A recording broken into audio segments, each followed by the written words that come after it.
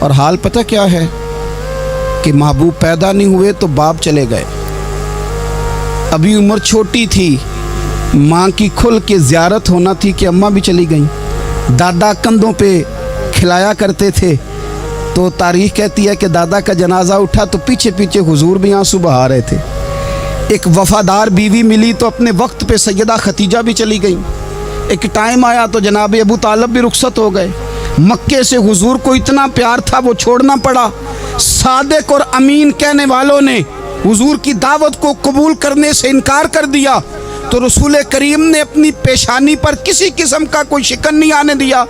رسول پاک مدینے آئے تو لوگ تلواریں لے کے بدر میں آ گئے لڑنے، شہید کرنے، حضور وہاں بھی کوئی پریشان نہیں ہوتے۔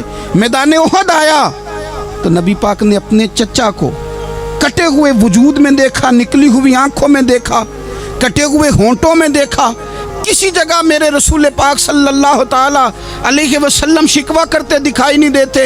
حضور کی وہ بیوی سیدہ عائشہ صدیقہ رضی اللہ تعالی عنہ، جن کی پاکی کا رب بیان کرے، ان پر منافقین نے الزام لگا دیا، اتنے پاک گھرانے پر لوگوں نے انگلی اٹھائی، میرے رسول نے آنسو بہائے، پر کسی جگہ حضور پریشان ہوتے دکھائی نہیں دیے۔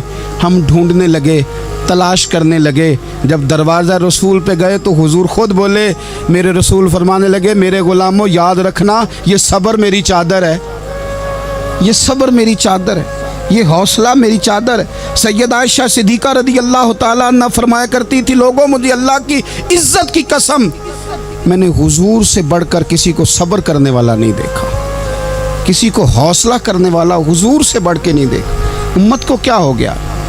یہ چوراہوں پہ لڑ رہی ہے، چوکوں پہ لڑ رہی ہے، گھر ہیں کہ فساد کے آئینہ دار بنے ہوئے، لوگ آ کے رو پڑتے ہیں کہ جناب بھائیوں کا سلوک نہیں، کوئی دعا کر دیں، رو پڑتے ہیں جناب ابا کے ساتھ بھی لڑائی ہو جاتی ہے، کوئی تعویذ دے دیں، ذرا حوصلہ نہیں، صبر نہیں، کسی جگہ ٹھہرنا تو سیکھو میرے عزیز، کسی جگہ او یارو آؤ نا۔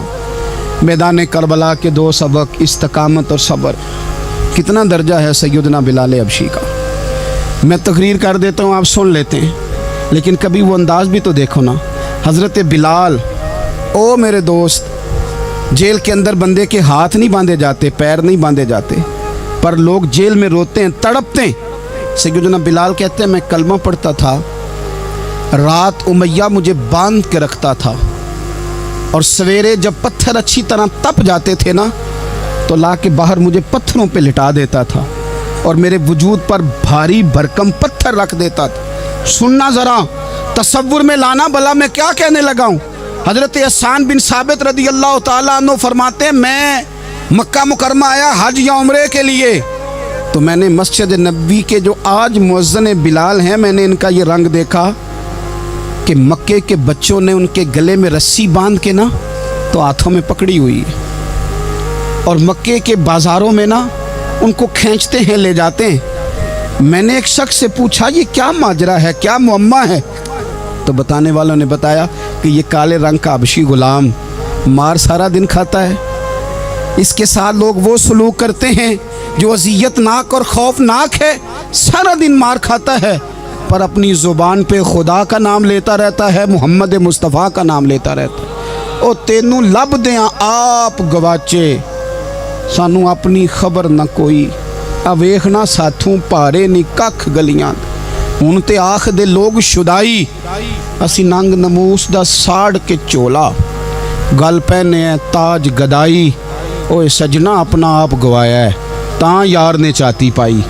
بھائی اس طرح کا لوگوں نے بھی انداز دیکھا، لیکن ہمارا یہ حال ہے کہ کسی جگہ بھی ٹھہراؤ نہیں، کسی جگہ بھی ٹھہراؤ نہیں، کسی جگہ بھی صبر نہیں، کسی کام پر بھی استقامت نہیں۔ ہماری دوستیاں روز ٹوٹتی ہیں، تعلقات روز کمزور پڑتے ہیں، ہم بڑے جوش کے ساتھ آگے بڑھتے ہیں اور بڑے بڑے اعلانیہ وعدے کرتے ہیں۔ کون سی چیز ہے جو ہمیں کمزور کر دیتی ہے؟ سوائے اس کے کہ ہمارا نفس کمزور ہے، سوائے اس کے کہ ہمارا نظریہ کمزور ہے، سوائے اس کے کہ ہمارے اندر وہ طاقت نہیں جو ہمیں استقامت پہ لا کے کھڑا کرے، جو ہمارے اندر حوصلہ پیدا کرے۔ یاد رکھنا، میدان کربلا کے اندر حضرت سیدنا امام حسین رضی اللہ تعالیٰ عنہ کا جو حوصلہ تھا وہ اتنا مثالی تھا، اتنا مثالی تھا، اتنا مثالی تھا۔ ایک جنازہ گھر میں اٹھ جائے نا، اور خدا معاف کرے وہ کسی جوان کا ہو، تو بوڑھے کی کمر کئی روز کھڑی نہیں ہوتی۔ لیکن کربلا کے اس شاہ سوار کی کہانی بھی سننا میرے بھائی، جو اپنے کندھے پہ صبح سے لاشیں اٹھا کے لا رہے ہیں، صبح سے امام علی مقام لاشیں اٹھا کے لاتے ہیں۔ حضرت قاسم بن حسن کا لاشا اٹھا کے لا کے رکھا، حضرت علی اکبر شہید ہو گئے، آواز دی ابا جی سنبھالنا، تو لاش مبارک اٹھا کے رکھی، جناب علی اصغر کی لاش اٹھا کے رکھی۔ بھائی بڑے پیارے ہوتے ہیں، بڑے ہی پیارے ہوتے ہیں، نہ مانیں ہم اپنی اولادوں کے سامنے، پر بڑے پیارے ہوتے ہیں، جتنا مرضی شکوہ کریں۔ بھائی پائیاں دیاں باواں ہوندے تے بھائی پائیاں دے ویری، بڑے پیارے ہوتے ہیں، کیا کریں بھائی جو ہوئے نہیں ان کی تکلیف سہی جاتی۔ حضرت عباس رضی اللہ تعالیٰ عنہ کو جب امام علی مقام اٹھا کے لا رہے تھے تو ایک منٹ کے لیے رکے اور کہنے لگے اللہ اب میری کمر کمزور پڑ گئی ہے، میرا بھائی چلا گیا تو پیچھے سے نا کچھ کمزور پڑ گئی ہے۔ اتنی ساری میتیں اٹھا کے لا کے، اتنا حوصلہ حسین ابن علی کا، پھر جا کے امام علی مقام گرم ریت سے تیمم کرتے ہیں، پھر وہ گھوڑے پہ بیٹھتے ہیں، پھر وہ رجز پڑھتے ہیں، پھر وہ خطبہ دیتے ہیں، پھر وہ حق کا اعلان کرتے ہیں، پھر وہ ظلم کو للکارتے ہیں، پھر وہ 56 سال کے بڑھاپے میں جب میدان میں گھوڑے کو ایڑی لگا کے آتے ہیں اور اس طرح کاٹتے ہیں یزیدیوں کی کمر کو، گلوں کو، کہ عمر بن سعد کہتا ہے اکیلے اکیلے نہ جاؤ، یہ کوئی معمولی ہے، یہ علی حیدر کا لال ہے، اکیلے اکیلے جاؤ گے تو لشکر کاٹ دے گا، یک بارگی حملہ کرو، یک بارگی، پھر ہو سکتا ہے حسین تمہارے قابو آئے۔ امام علی مقام میدان کربلا میں جب تیر کھا رہے تھے تو تجھے حوصلہ سکھا رہے تھے، مجھے حوصلہ سکھا رہے تھے۔ جب وہ میدان کربلا میں نیزے کھا رہے تھے، زخم لے رہے تھے تو ڈٹنا سکھا رہے تھے، حوصلہ کرنا سکھا رہے تھے۔ بات بات پہ کمزور پڑنے والوں، ملت کے جوانوں، ابھی تو تم نے بہت سارے اجالے لانے ہیں، ابھی تو کئی اندھیروں سے لڑنا ہے، ابھی تو کئی شمع جلانی ہے، ابھی تو بہت سارے گھر ہیں جو منتظر ہیں کہ تم انقلاب لاؤ، ابھی تو بہت ساری آبادیاں ہیں جہاں تم نے امن قائم کرنا ہے، ابھی تو بہت سارے شہر ہیں جہاں سے تم نے ظلم مٹانا ہے، ابھی تو بہت ساری جگہ ہیں جہاں تمہارے نام کے دیپ جلیں گے، جہاں تم جا کے اسلام کے نام کی تختی لگاؤ گے، ابھی تو بہت سارے مینارے ہیں جن پہ تم نے لا الہ الا اللہ محمد الرسول اللہ کے نام کا جھنڈا لگانا ہے، ابھی تو آگے بڑھنا ہے، ابھی تو بہت سارا کام کرنا باقی۔ اقبال کہنے لگے کہ وقت رخصت ہے کہاں، کام ابھی باقی ہے، اور لوگوں نور توحید کا اتمام ابھی باقی ہے۔ اور ایک شاعر اور بولے، وہ کہنے لگے مسلمانوں نہ گھبراؤ، خدا کی شان باقی ہے، ابھی اسلام زندہ ہے، ابھی قرآن باقی ہے۔ کافر کیا سمجھتے ہیں جو ہم سے روز الجھتے ہیں، ابھی تو کربلا کا آخری میدان باقی ہے، ابھی تو بڑھنا ہے، آگے سفر کرنا ہے۔ کمزور نہ پڑیں، اپنی زندگی کے اندر کسی جگہ بھی بیماری بھی آ جاتی ہے، تکلیف بھی آ جاتی ہے، آزمائشیں بھی آ جاتی، غریبی بھی آ جاتی، یہ آنے والی چیزیں ہیں تو آ جاتی۔ اپنی زندگی میں صرف 2 4 5 چیزوں کو لاگو کر لیں۔ ایک تو مخلص زندگی گزاریں، ریاکار زندگی نہ گزاریں۔ جو لوگ ریاکار ہوتے ہیں وہ بزدل ہوتے ہیں، جو ریاکار ہوتے ہیں وہ دکاندار ہوتے ہیں، جو ریاکار ہوتے ہیں وہ اداکار ہوتے ہیں، جو ریاکار ہوتے ہیں ان کے پاس ایک کریکٹر رہ جاتا ہے، اندر ان کے کچھ بھی نہیں ہوتا، خالی ہو جاتا ہے سارا۔ زندگی میں مخلص بنیں گے تو دلیر ہو جائیں گے، اخلاص کے ساتھ آپ زندگی میں سفر کریں، آپ مخلص ہو جائیں۔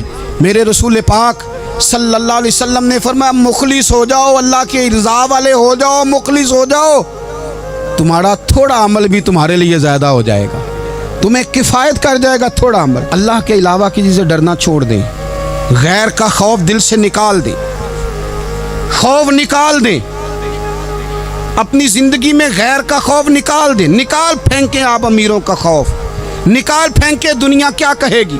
یاد رکھنا عزتیں بھی رب دیتا ہے، ذلتیں بھی اس کی مشیت کا تقاضا ہوتی ہیں، رزق کا مالک بھی اللہ ہے، حضرت مولا علی سے کسی نے کہا کہ آپ اپنے ساتھ حارس کیوں نہیں رکھتے، گن مین کیوں نہیں رکھتے، باڈی گارڈ کیوں نہیں رکھتے؟ تو حضرت علی فرمانے لگے موت سب سے بڑی محافظ ہے، وقت سے پہلے آتی نہیں، آ سکتی نہیں، آپ غیر کا خوف نکال باہر پھینکیں۔ ایک جملہ میدان کربلا میں امام حسین نے کہا تھا، ایک جملہ، اور وہ جملہ اتنا طاقتور ہے کہ اگر سونے کے پانی سے لکھا جائے، ہیروں سے تولا جائے تو یہ ساری چیزیں کمزور پڑ جائیں۔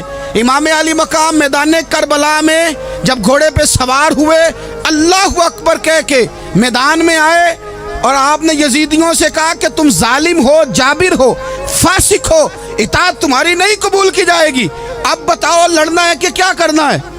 جب وہ لڑنے کے لیے میدان میں آئے تو امام نے ایک جملہ کہا، فرمانے لگے لوگوں گواہ رہنا، آج میں نے عزتیں خرید لی ہیں اور ذلتیں دور کر دی ہیں۔